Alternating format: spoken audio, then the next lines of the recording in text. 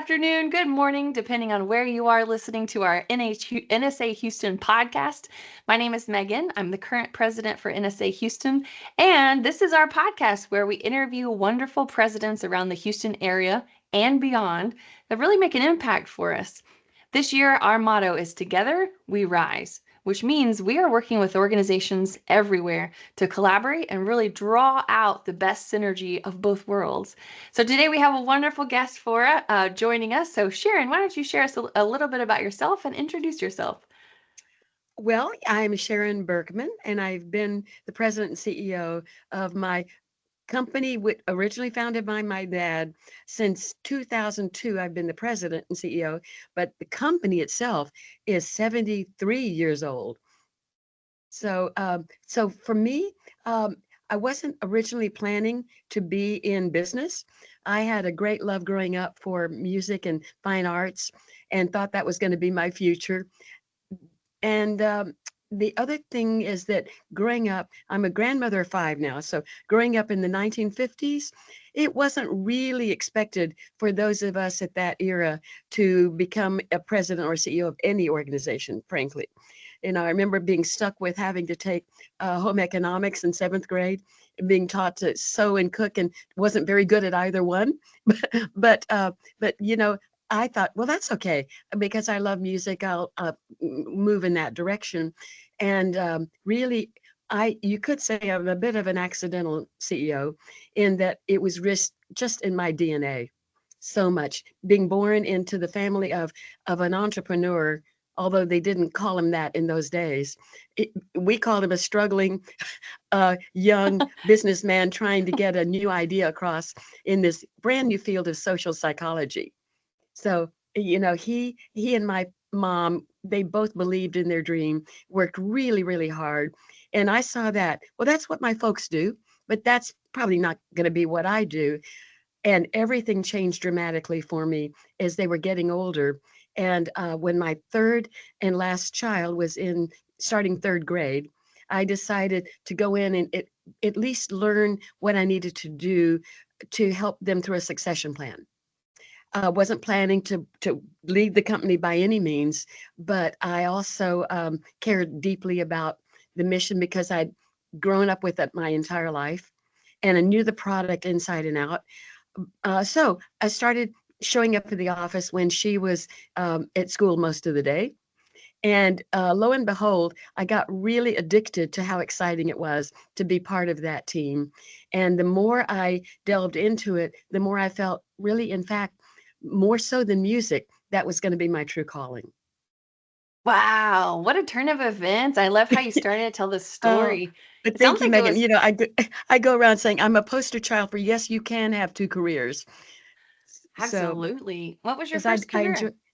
well, my first career, I got a master's degree in music at an opera production at University of Texas. And Mm. I thought I was going to be going out either working in one field or another of musical theater production. And toward the end, I started doing more singing, got out of school, came back to Houston to get a job with Theater of the Stars. And I ended up doing leading roles in several different musicals at the time and really had a ball doing that. But, just getting married, no children yet. But as the years passed and I'm now raising a family of three children, I sang in the chorus with Houston Grand Opera. Love that. It was really fun. And I still wasn't, still the Birkman International was my parents' company, so I was carving out my own way. I did some college teaching and taught private voice. I stayed busy, but I really looked at myself primarily as a mom and a wife because that's how I was raised, don't you know? So I was just doing what I expected to do. And then, like I say, when I was in my late 40s, I was a board member for the little family business we had. Well, it'd been growing, so it wasn't so little at that time. It's getting bigger, but not as big as we are today. And I went in the office really just thinking, I only have one sister, and she was out in California. So if anybody is going to be helping my folks through their succession plan, I better know what's going on. And that's when I really got addicted and hooked on doing what we do at Birkman and found it so exciting and so fulfilling. And so here I am now, 20 some odd years later, still loving every day of what we do. Wow, what a purpose-driven kind of it couldn't miss you, right? It kept finding you back, finding its way back to you saying, "No, no, no, over here. This That's is right. where you're supposed to go." Well, you That's mentioned right. Berkman. So, wouldn't you mind sharing with us a little bit of what would you like our audience members to know? Because Berkman, as from what I know as a trainer and coach, those are heavy in our industry of assessments that we use to work with corporations. So, the floor is yours. Should we know about Berkman? Oh, I'm so excited to tell you. Yes, when my father started out, yeah, I alluded to this a minute ago, the whole field of social psychology was actually pretty radical and brand new post World War II. It started in the Ivy League schools that, hey, instead of waiting until people have mental illnesses or mental neuroses that we have to address, why don't we do preventive work and take more insights about psychology in a positive way into work settings? And so this whole new burgeoning field of social or IO, industrial organizational psychology, began to get some traction. And over time, what he realized coming back from World War II, he'd been a B-17 bomber pilot Oh, and wow. amazingly survived 19 missions when they knew that 50% of them every time they went up weren't going to come back. But I think the Lord had other plans for him. So That's right. anyway, but he said, he watched how his crew talked about their own perceptions and of self and others. And they were all telling the truth, but they were different in important ways. So, with that being one of the reasons why he was inspired to create an assessment that asked questions of people in the workplace. He interviewed people in all kinds of jobs and careers and put together what he called a test of social comprehension. And what that means is how do we really understand people at that deeper level of what motivates them? We're commonly addressed as a personality test, Megan, but really, he never liked that term. He said, no, we're a perception and motivational assessment because our big differentiators, and I'm proud to say to this day, although there's thousands of competitors out there, no one else does what we do in this particular way. We really can uh, do metrics that show you at a deeper level, not just how people show up in their visible strengths day to day, but also what they need internally. We think is born into them that gives them the ability to stay recharged and engaged and happier over time. And we're all a little different in that. Now, those things aren't seen. So that's why it's a big deal if you can reveal those in a positive way, which is what the Birkman Method does. So no one else says we are not just self aware if we're good leaders, but we need to be others aware as well. And so that number one big differentiator, the underlying motivating needs that we all have. The second one is that we actually synthesize our interests, what motivates us in terms of what we love to do, and it can be in our jobs or in our personal life or both, happily. And we combine it. That links to the job families of the U.S. Department of Labor Occupational Outlook website.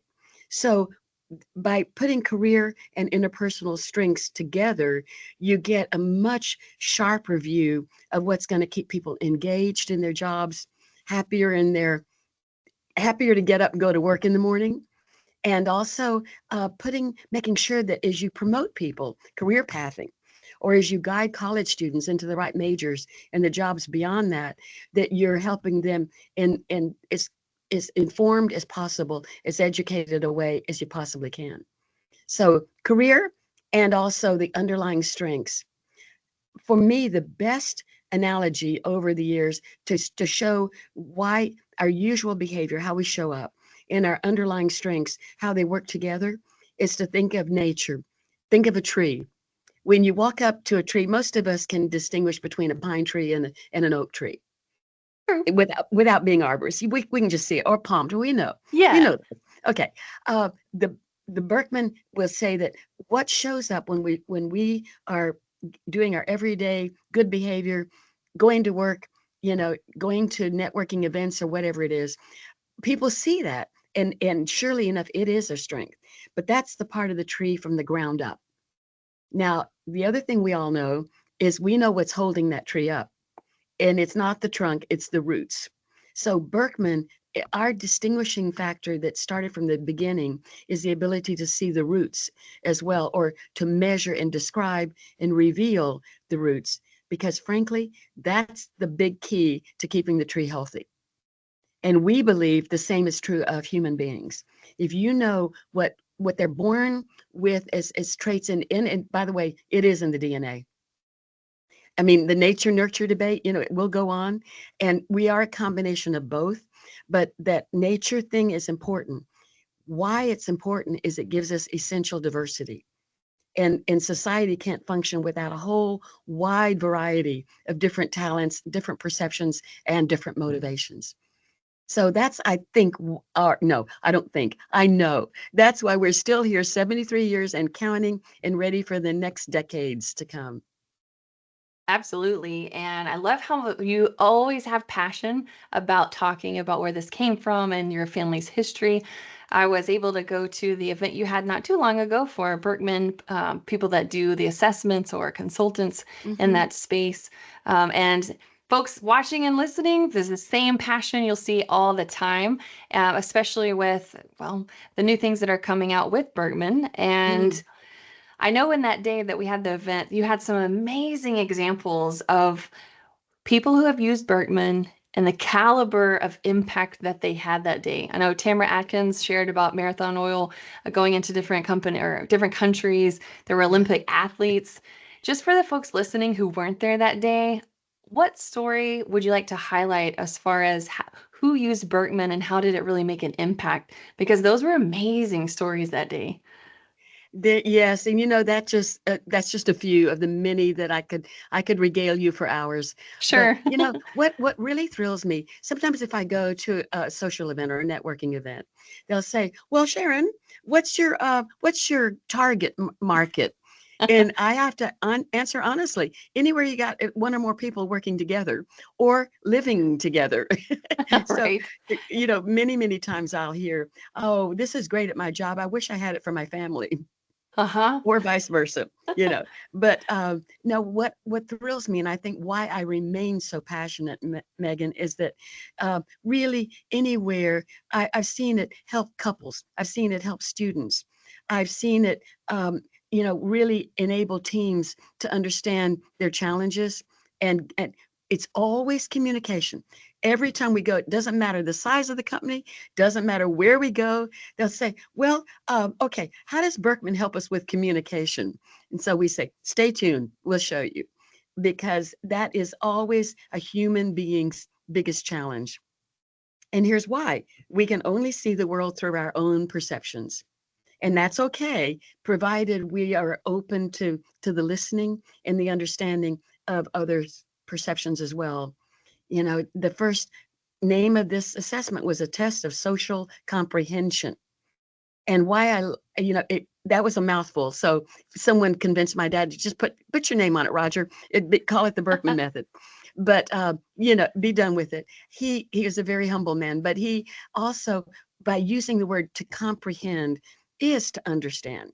And I would add to that, appreciative, sympathetic, healthy understanding of how we're wired differently for a good reason.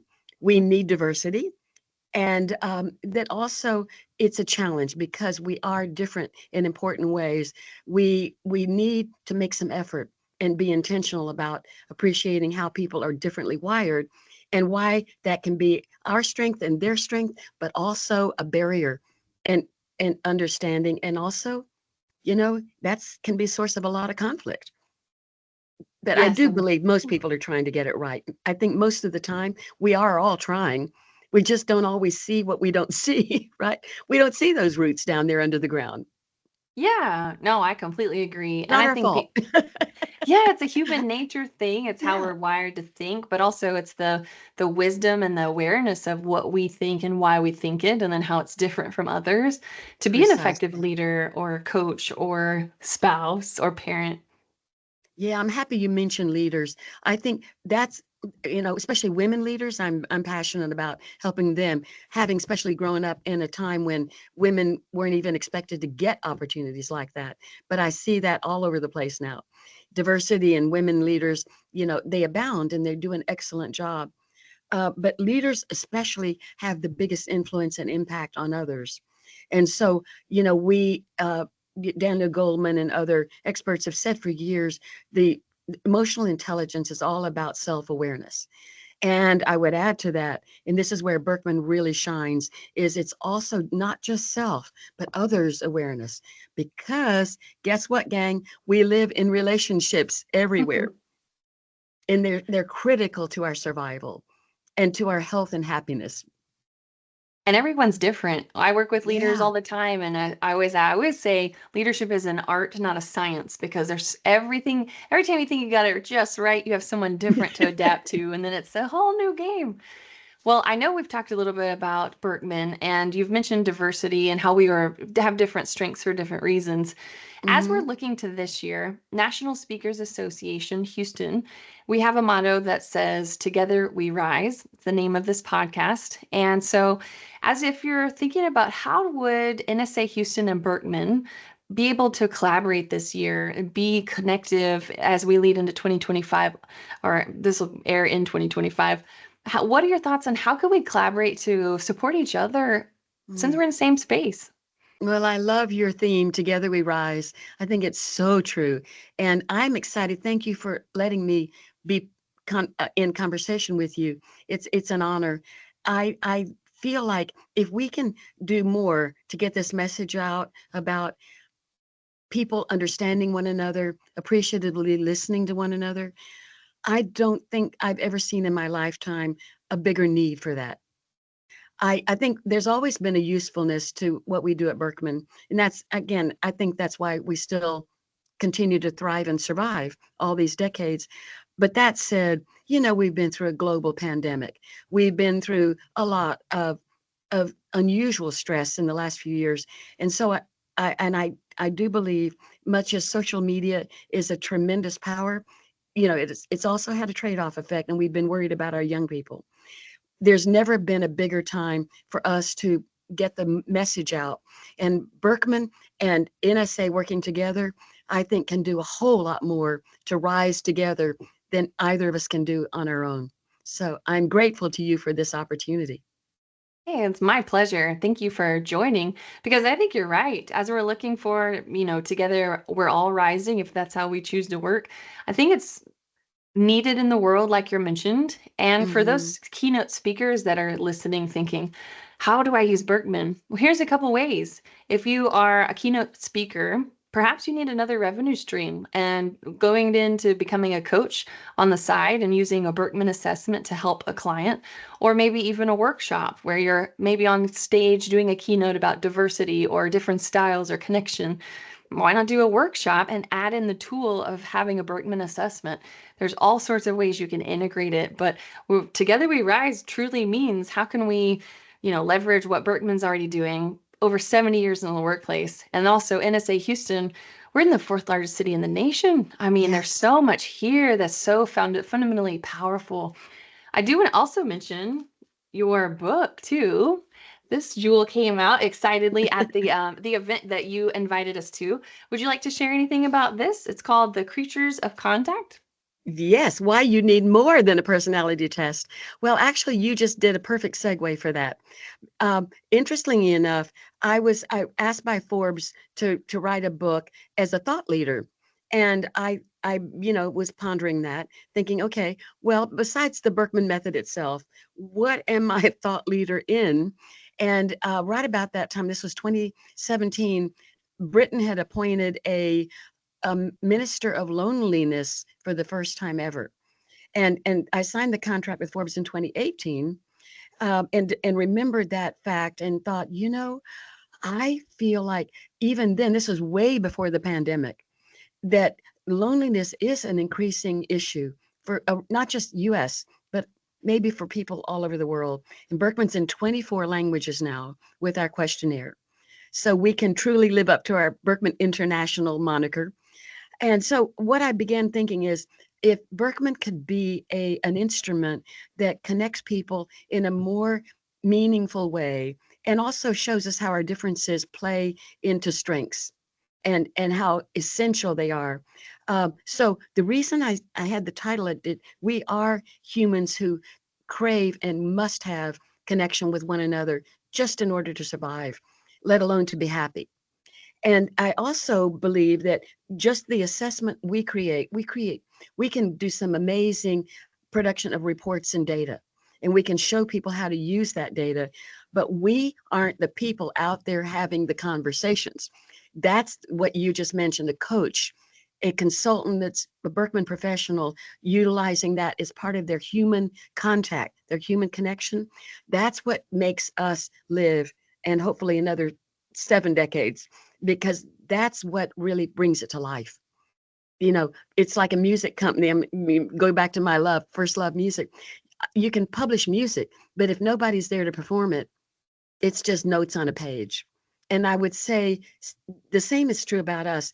We rely so heavily on our Berkman certified professionals that carry the word out and really connect in a beautiful, meaningful way with people, like you heard at the Thompson Hotel, that make it come to life and make it real for them and apply it to their own relationships, their own teams, their own succession plans, whatever it is that they can use the help with.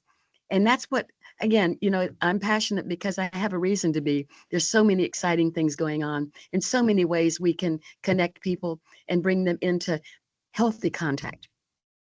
Healthy contact, especially in our diverse world, and connection is Ah, so key. isn't You it? know, yes, and I think it's communication is one, like you said earlier, it's difficult. There's so many shades to it and layers to it, and texting now and emails, and it's just so many layers. It's so many layers. And by the way, it's no surprise when I tell people, have you noticed that people are complex and complicated? And there's so many other factors, but if you can at least find some common ground and Hmm. some reason to bring down the barriers and show a listening ear and an appreciative understanding of that person you're sitting across from, wow, that's powerful. It goes a long way on both directions to make us happier, more contented people. Absolutely. I've seen it in my own life of when you're able to step aside from taking things personal and understand it's a Mm, different style, it unlocks an entire new world because it's not just they're not doing it after you. Normally it's they're doing it to meet a need they have. And so that misunderstanding is so critical just to yes. step aside, and it's not argumentative, it's just appreciating. You see it No, differently. no. That's cool. One of the most powerful things I witnessed, and it just stuck with me it was years ago. I was in a receiving line in New York City to speak to the speaker who was there. And when I said my name, someone behind me went, "Oh, wait, are you Sharon Birkman from that test?" I went, Ah, "Okay, what is that about?" Well, it turns out that she was employed at the junior league in New York City that we had done work with. And she said, Sharon, I just have to share this with you. This is a true story. There was a lady in my office who would come to work, and I could swear up and down she just got up in the morning to irritate me. ah. And and then we had one of your Berkman professionals came in and did a team building with us, and I have to say, I was shocked. I saw that she really did have value, in fact, and believe it or not, we're friends now, and we even sometimes go to lunch together. So but I do believe with all my heart that people really are trying to get it right. They don't know what they don't know, and they can't see what they can't see. And when you bring it to data that's objective, the shields can come down and you don't feel judged. You don't feel if it's done well and done the way we want it to be done, we don't have to be defensive. It's not our fault. We just couldn't see it. But once we do see it, like that lady in New York, we can appreciate it in a whole different way. I couldn't have said it better myself. And that doesn't that get you excited? I mean, I can see the passion. Like it Yeah, reminds me as a yeah. trainer and a speaker and a coach, to see that happen is such a gift. And as we're thinking about gifts, I'm curious, just kind of a fun question. Hmm. What might be a secret talent that you'd like to share with us? It's something I ask all the presidents as they come on, just to kind of get to know you as a human. So, what would you like to share?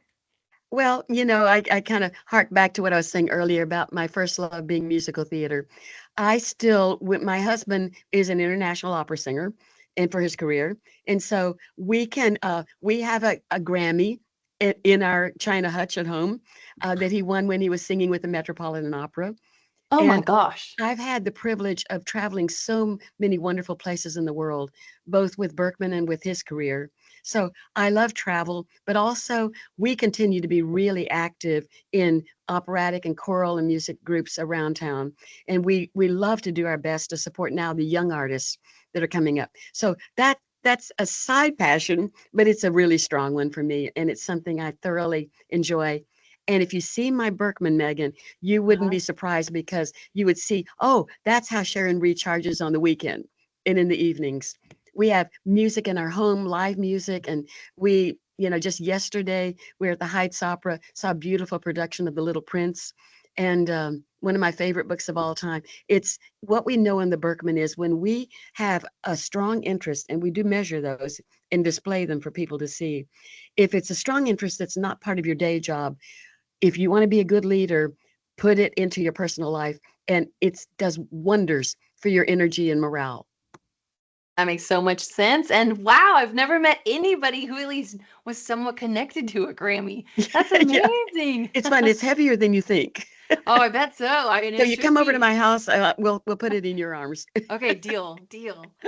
Well, Sharon, thank you so much for sharing everything. Birkman to our audience is a fabulous tool to be able to understand, as you've heard so much about it today. It does amazing things to understand yourself and others.